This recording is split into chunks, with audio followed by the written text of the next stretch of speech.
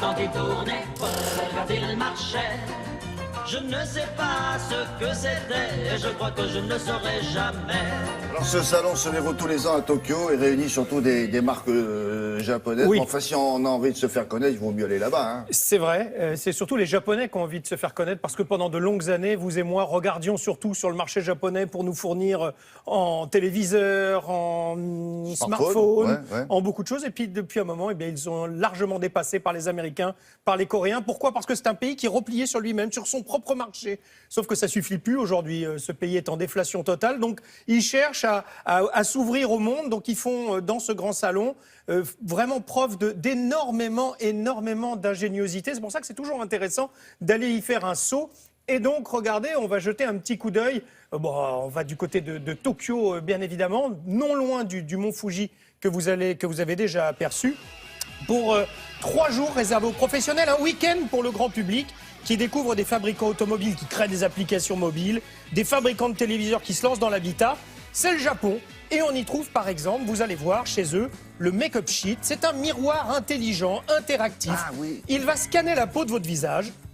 Il va reconnaître la position, la taille des imperfections de la peau, comme des marques, des rougeurs, des boutons, des cicatrices, de l'acné.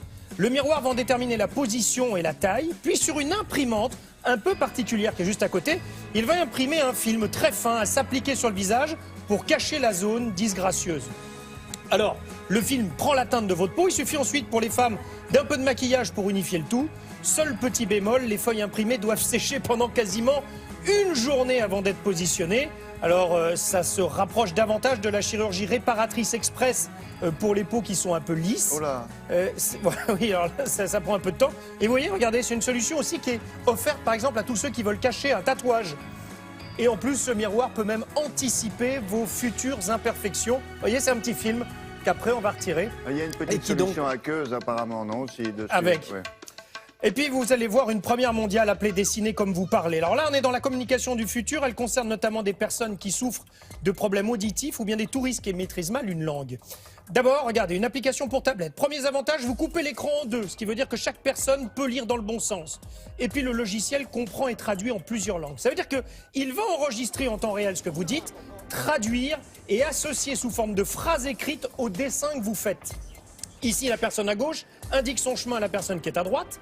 La tablette enregistre les indications orales, puis les fait apparaître sur l'écran sous le doigt, sous le forme de phrases écrites à l'endroit exact du chemin que la personne est en train d'indiquer. Là, c'est en coréen ou en japonais. Oui, exact. Mais vous allez le voir en anglais. Oui, et bien sûr, donc dans la langue de l'interlocuteur. Pour une personne malentendante, ça peut être absolument révolutionnaire.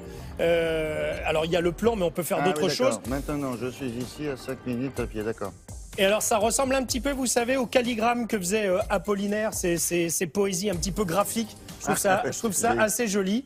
C'est plutôt joli. Alors voilà, ce sont 2 des trouvailles que l'on peut trouver dans ce genre de salon. Des choses, vous ne les attendez pas tout de suite, hein, parce qu'elles ne vont pas arriver sur notre marché immédiatement. Mais en tout cas, c'est cette créativité qui fait qu'on peut dire que la production industrielle du Japon est à plus 1,5. Donc ça part. Ça démarre, même si, je le disais en début, la déflation est totale depuis plus d'1 an là-bas. Et donc, ce n'est pas un pays qui, économiquement, étonnamment, va très bien, alors que c'est la 3e puissance mondiale économique. Et qui a toujours beaucoup d'idées, recèle d'idées. Bien, merci beaucoup Yann. Allez.